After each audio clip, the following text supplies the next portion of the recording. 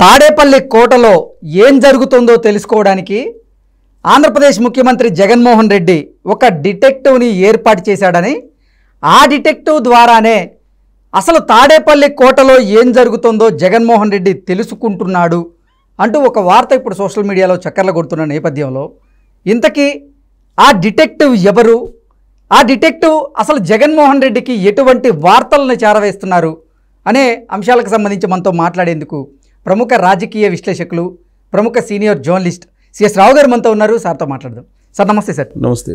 Sir, Tadepalli కోటలో ఏం జరుగుతుందో తెలుసుకునేందుకు జగన్మోహన్ రెడ్డి ఒక డిటెక్టివ్ని నియమించుకున్నాడని, ఆ డిటెక్టివ్ అసలు తాడేపల్లి కోటలో ఏం జరుగుతుందో జగన్మోహన్ రెడ్డికి ఎప్పటికప్పుడు సమాచారాన్ని చేరవేస్తున్నారని ఒక వార్త ఇప్పుడు సోషల్ మీడియాలో చక్కర్లు కొడుతూ ఉంది. ఈ నేపథ్యంలో అసలు ఆ డిటెక్టివ్ ఎవరు, ఆ డిటెక్టివ్ తాడేపల్లి కోటలో ఏం చూశాడు, ఏం వార్తల్ని జగన్మోహన్ రెడ్డికి చేరవేస్తున్నాడు అంటే ఏం చెప్తారు? ఇప్పుడు డిటెక్టివ్ తాడేపల్లి కోటలో జరుగుతున్న అంశాలని పరిశీలిస్తున్నారు, పసిగడుతూ ఉన్నారు. అతను రహస్యంగా జగన్మోహన్ రెడ్డి సమాచారం చేరవేయడానికి అతన్ని పెట్టారు అనేది ఇప్పుడు పొలిటికల్ సర్కిల్స్తో పాటు తాడేపల్లి కోటలో ఇన్నర్గా అంతఃపుర రహస్యాలు కొంత తెలిసినటువంటి వాళ్ళు చెప్పుకుంటున్నటువంటి గాసిప్స్ అనుకో, లేదంటే మాటలు అనుకో, ఏదైనా అనుకో. ఇది ఎప్పుడు జరిగింది? డిటెక్టివ్ని పెట్టుకొని రహస్యంగా సమాచారాన్ని సేకరించేటువంటి పరిస్థితికి ఎప్పుడు వచ్చింది అని అంటే ఒక వారం క్రితం వచ్చింది. వారం క్రితం ఒక కొత్త డిటెక్టివ్ తాడేపల్లి కోటలోకి ఎంట్రీ ఇచ్చారు. ఆ డిటెక్టివ్ ఎవరు అనేది ఎవ్వరికి తెలియదు, తెలిసేటువంటి అవకాశం కూడా లేదు. అసలు డిటెక్టివ్ని పెట్టారు అనేటువంటి అనుమానం కూడా రాకుండా రహస్యమైనటువంటి ఒక వ్యక్తిని అక్కడ ఉంచారు అనేది ఇప్పుడు లేటెస్ట్ న్యూస్. అతను ఎవరు అనే క్వశ్చన్ రావచ్చు, నీకు ఎలా తెలుసు అని రావచ్చు. నేను ఇందాక చెప్పాను, అంతఃపుర రహస్యాలు తెలిసినటువంటి కొంతమంది చెప్తున్నటువంటి మాట గాసిప్స్ అని చెప్పాను.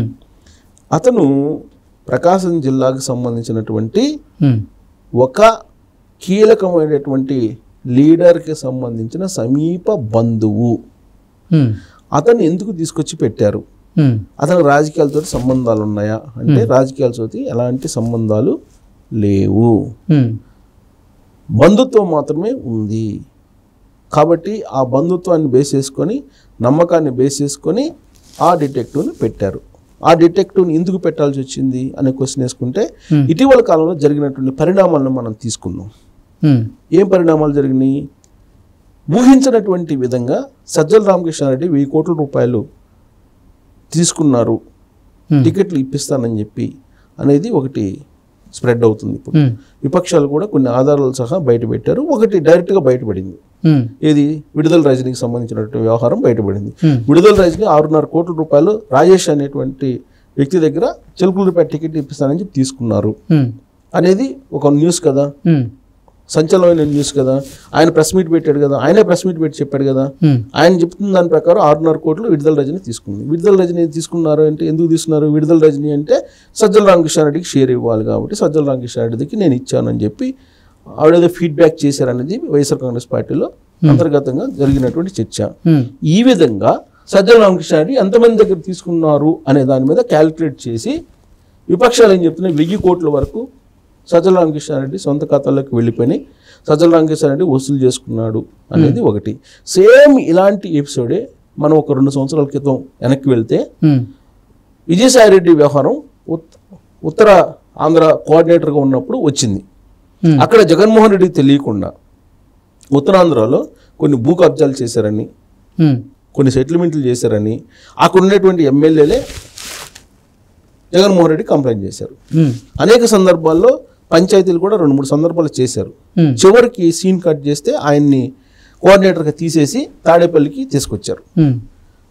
సేమ్ ఇప్పుడు ఏది జరిగిందో అదే జరిగింది.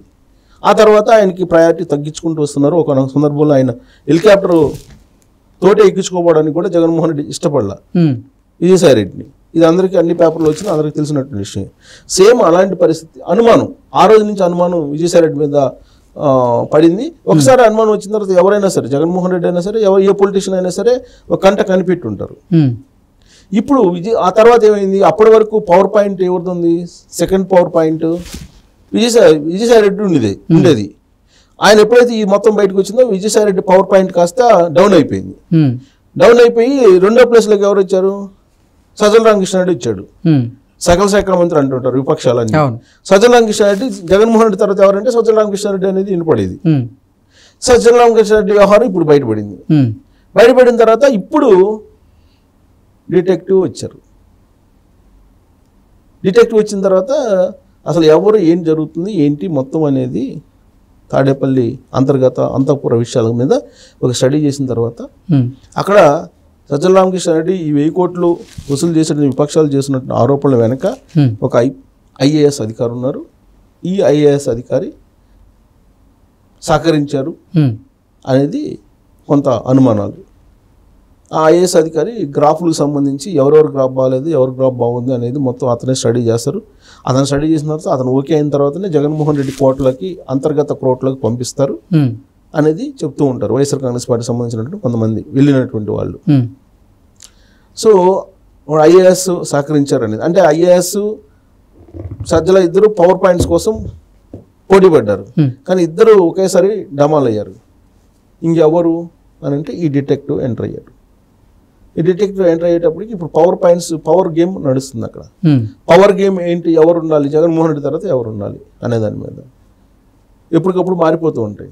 పెద్దిరెడ్డి రామచంద్రారెడ్డి ఉన్నాడు. పెద్దిరెడ్డి రామచంద్రారెడ్డి, అలాగే వేమిరెడ్డి ప్రభాకర్ రెడ్డి, వైవి సుబ్బారెడ్డి, విజయసాయి రెడ్డి వీళ్ళు పిల్లర్స్గా ఉండేవాళ్ళు ఆయనకి. వేమిరెడ్డి తెలుగుదేశం పార్టీకి వెళ్ళిపోయారు. విజయసాయి రెడ్డినేమో నెల్లూరు ఎంపీగా పంపించేశారు. ఓడిపోతే ఇంకంతే అట్నుంచి అట్టే. ఓడిపోయిన తర్వాత ఎవరిని పట్టించుకోరు జగన్మోహన్ రెడ్డి. కావాలంటే హిస్టరీ చూసుకోవచ్చు. విజయసాయి రెడ్డి అట్నుంచి అట్టే ఓడిపోయిన తర్వాత. ఇక మిగిలింది ఎవరు? వైవి సుబ్బారెడ్డి, సజ్జల రామకృష్ణారెడ్డి, ఇంకొక ఐఏఎస్. ముగ్గురు అంతేనా? ముగ్గురు ఉన్నారు. ఈ ముగ్గురులో ఎవరైనా తెలుసుకోవాలని ఇప్పుడు ఆల్రెడీ సజ్జల రామకృష్ణారెడ్డి డౌట్ ఏర్పడింది. సజ్జల రామకృష్ణారెడ్డి మీద కొంత బ్లాక్ మార్క్ పడింది. ఈ బ్లాక్ మార్క్ పడింది కాబట్టి సజ్జల రామకృష్ణారెడ్డితో పాటు ఐఏఎస్ కూడా డౌన్ అయ్యారు. ఇక మిగిలింది ఎవరు? వైవి సుబ్బారెడ్డి. సో వైవి సుబ్బారెడ్డిని కూడా అట్లా రాజ్యసభ ఇచ్చారు కదా, ఇటీవల రాజ్యసభ ఇచ్చారు కాబట్టి ఆయన బిజీలో ఆయన ఉంటారు కాబట్టి ఒక డిటెక్టివ్ని దింపారు. సో ఇప్పుడు ఆ డిటెక్టివ్ మొత్తం తాడేపల్లి కోర్టుకు సంబంధించిన రహస్యాన్ని అంతఃపుర మొత్తం వ్యవహారాలని పర్యవేక్షించి అందజేస్తున్నారు అనేది ఒకటి. సహజంగా ఎవరి అంతఃపురంలో ఉండేటువంటి ప్రక్రియ ఇది. అదేవిధంగా జగన్మోహన్ రెడ్డి తాడేపల్లిలోనే జరుగుతున్నటువంటి వ్యవహారం కాదు. ఎవ్వరు ఏ రాజకీయ నాయకుడు దగ్గర తీసుకున్నా ఇలాంటి దృశ్యాలు ఇలాంటి ఎపిసోడ్లు మనకు కనిపిస్తాయి. చంద్రబాబు నాయుడు తీసుకున్న అయ్యే కనపడతాయి, లేకపోతే పవన్ కళ్యాణ్ తీసుకున్న అనే కనపడతాయి, లేకపోతే ఇంకొకరు తీసుకున్నా పడతాయి, లేదా మోడీని తీసుకున్నా కనపడతాయి. ఎవరిని తీసుకున్నా ఇలాంటి ఎపిసోడ్లే కనపడతాయి. కాకపోతే జగన్మోహన్ రెడ్డి ఎపిసోడ్ ఏంటంటే కళ్ళకి కట్టినట్టు కనపడుతుంది. సో కాబట్టి తాడేపల్లి కోర్టులో డిటెక్టివ్ ఎంటర్ అయ్యారు. తస్మాత్ జాగ్రత్త. Okay sir, thank you so much.